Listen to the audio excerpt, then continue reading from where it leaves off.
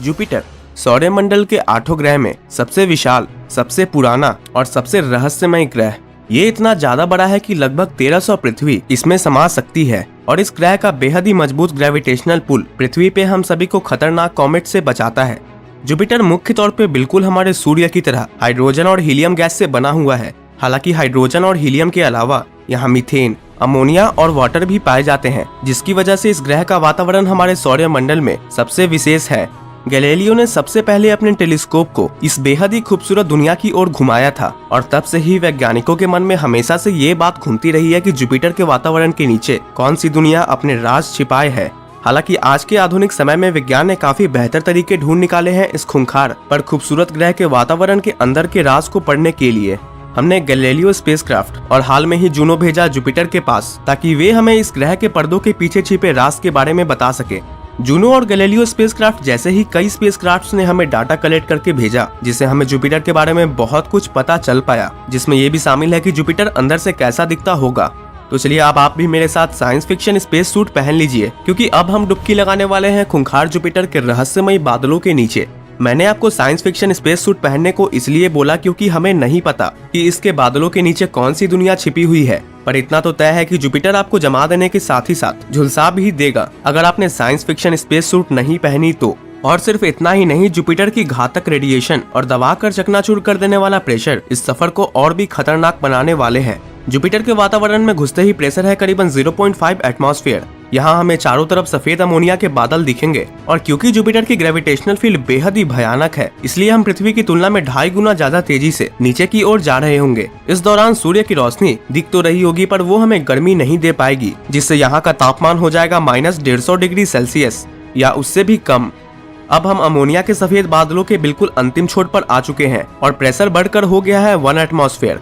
यहाँ से भी सूर्य की रोशनी तो दिख रही होगी, पर बेहद ही धुंध, क्योंकि ज्यादातर रोशनी अमोनिया के बादलों द्वारा फिल्टर हो चुकी है। अब हम सभी घुसते हैं अमोनियम हाइड्रोसल्फाइड और अमोनियम सल्फाइड के बादलों में। इन बादलों के पट्टी में घुसते ही प्रेशर हो गया है 2 एटमॉस्फेयर का, और जैसे हम इन बादलों के नीचे बढ़ते जाएंगे, हमारे आसपास सब कुछ ब्राउन यानी भूरे रंग का होता जाएगा। अब हम जैसे नीचे बढ़ते जाएंगे, सूर्य की रोशनी ऑलमोस्ट खत्म हो जाएगी।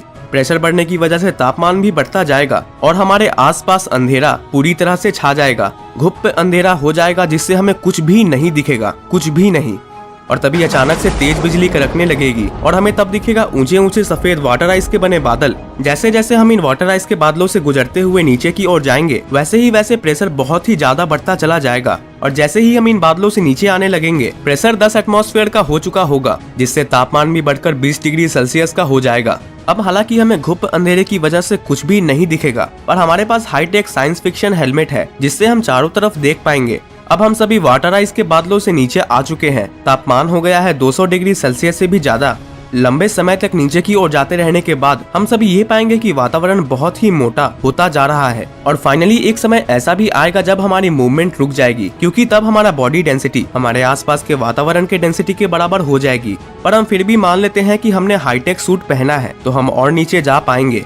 काफी ज्यादा लंबे समय के अंतराल के बाद, लगभग 13,000 मील गोता लगाने के बाद हम पहुंच जाएंगे जुपिटर के मेटालिक रीजन में, जहां का वातावरण इतना ज्यादा डेंस हो चुका है कि वहां हाइड्रोजन लिक्विड मेटल का रूप ले चुका है। यही वो कारण है जिस वजह से जुपिटर की ग्रेविटेशनल फोर्स इतनी ज्यादा है। सबसे खतरनाक और डराने वाली बात तो ये होगी कि अब हम जहाँ होंगे वहाँ का तापमान सूर्य के सतह के तापमान के बराबर होगा या फिर उससे भी ज्यादा, और हम अपने चारों तरफ लिक्विड हाइड्रोजन की उजली चमक को देख पाएंगे। इन सब के बावजूद हम और नीचे की ओर बढ़ते जा रहे हैं और फिर से लंबे समय तक गोता लगाने के बाद फाइनली हम टकरा जाएंगे ठोस सतह पर। और दोस्तों, आप सभी को बता दूं कि जहां हम खड़े होंगे वहां का प्रेशर होगा 2.5 करोड़ एटमॉस्फेयर। मुझे पूरी उम्मीद है कि आपको मेरी ये वीडियो पसंद आई होगी। चैनल को सब्सक्राइब करके हमें आप प्रोत्साहन दे, और इससे आपको दुनिया भर से ऐसी और भी नॉलेजेबल वीडियोस देखने को मिलती रहेंगी। तो सब्सक्राइब करना ना भूलें। मिलते हैं अगली वीडियो में। Bye bye.